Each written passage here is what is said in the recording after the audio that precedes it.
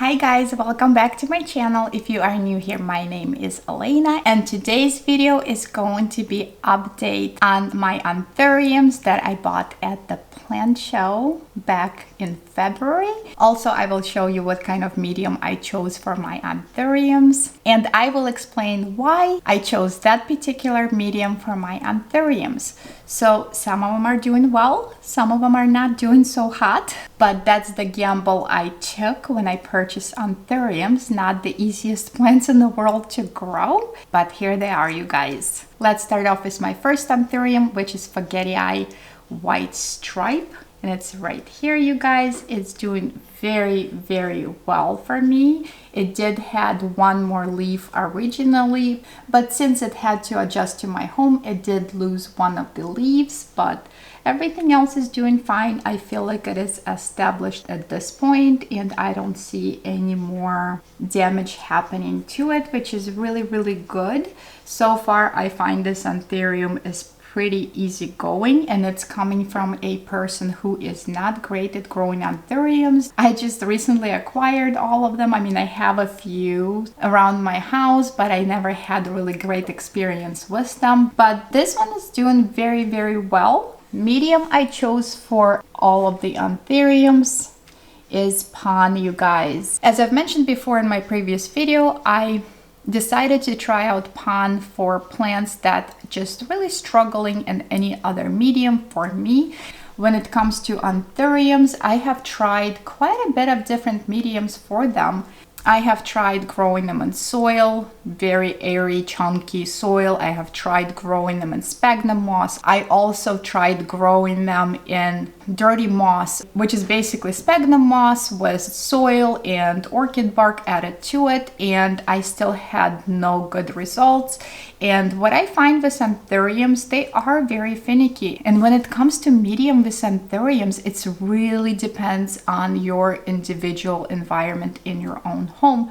Some people have no trouble growing in any of those mediums that I have mentioned before because they probably have a higher humidity in their home, better air circulation. I mean, it depends on so many different things. And for me personally, trying to grow them in all these other mediums in my grow tent, in my bathroom, and just regular ambient environment, it just wasn't working for me. And I do find that Pond does work. So Lechuza Pond is definitely my new friend, you guys, at least for plants that struggled for me before. And I love self-watering pots, you guys, because for me it was always so hard to determine when do they need to be watered, because you know that they love a lot of water, but at the same time you can still overwater them and kill them. So I definitely had a hard time gauging. I feel like self-watering pots and Lechuza Pond is just the perfect combination for me and for my environment. I keep these guys in my bathroom. That's where it's obviously more humidity. I didn't want to grow them in my grow tent because they do take quite a bit of space, and also my grow tent has a tremendous amount of light, mainly for Hoyas, and it's way too much light for anthuriums since they are more understory type of plants. Now let's move on to a anthurium number 2. And here it is, you guys. It is huge. This is Anthurium crystallinum. I mean, it's insane how large this leaf is, you guys. It's crazy. I purchased this plant at the same plant show from Equagenera. It did come with 2 leaves, and I'm so happy to see that this plant is doing very well. And I was so scared that I would lose this giant leaf that is absolutely huge and beautiful. And so far it's doing pretty well for me, you guys. It is also in Pond, in a larger pot, obviously, because this plant had a pretty large root system once I took it out of sphagnum. And out of all of the anthuriums, this is definitely the easiest one. And it had no trouble converting to Lechuza Pond. Again, self-watering pot. Love those guys. If you want to see where I get them from, check out my Amazon storefront. So now let's talk about my next anthurium right here, which is, I gotta be honest, it's not looking its best, but you will understand why when you see it, you guys. But this is my queen anthurium. It is definitely not looking as hot as she did before, and it's okay. I mean, it is an adjustment process. Also, this anthurium right here is very dramatic. It is not an easy growing anthurium whatsoever, even for people who have quite a lot of experience with that. It's just adjustment damage, but there is a new growth there, you guys, which is great to see. So hopefully my next leaf is gonna be absolutely gorgeous. Same thing, I'm growing it in pond, self-watering pot. And honestly, for what it is, I think it's doing okay. And I feel like it's gonna be just fine. It will grow some new beautiful leaves for me at some point. And the last anthurium I want to show you guys, I just purchased that one not too long ago. It was also purchased from Equagenera.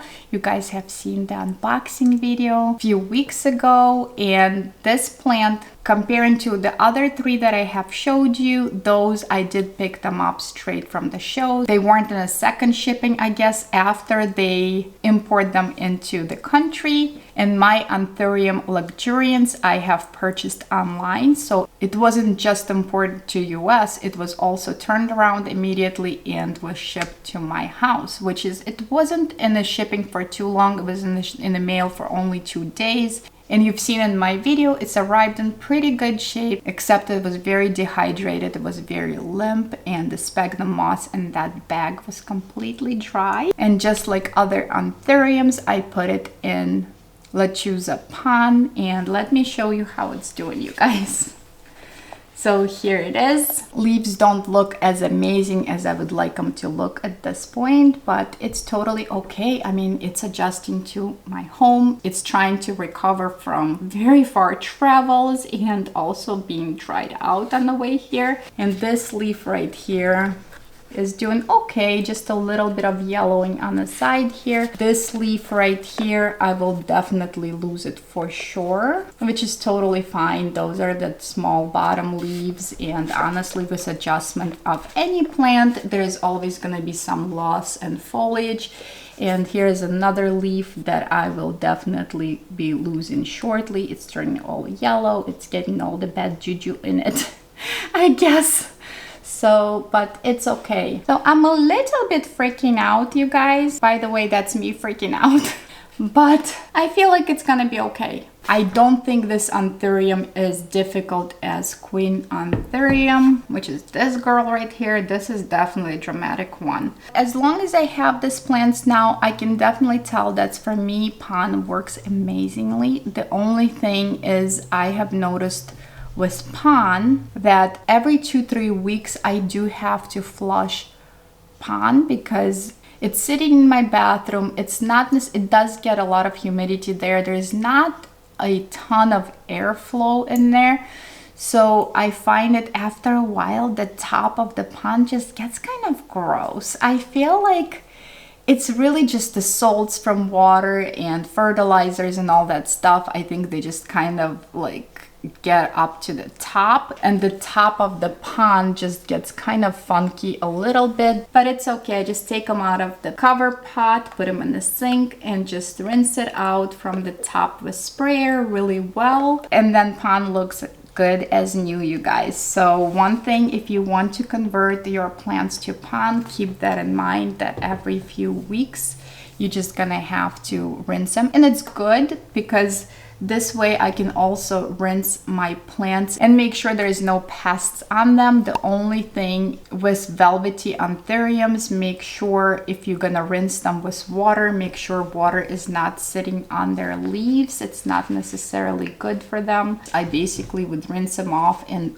blot them right away with the towel, just so there is no moisture on the leaves because it will rot your leaves out. So here it is, you guys, a little update for you on all of the anthuriums and also on lechuza pond. I do like it. I absolutely do. Also, if you want to see where I got those pots and lechuza pond, I have my Amazon storefront link down below in the description. So if you guys looking for any products and want to support my channel, check out my storefront. Quick disclaimer, I will be getting a small commission from any purchases that you guys make on my storefront. So if you guys want to support my channel, check it out. I hope you guys enjoyed this video. If you did, make sure to like and share this video with your plant friends. Also, if you guys keep coming back to watch my videos and you haven't subscribed yet, you need to subscribe. Clearly, you need me in your life. And I will see you guys in the next one.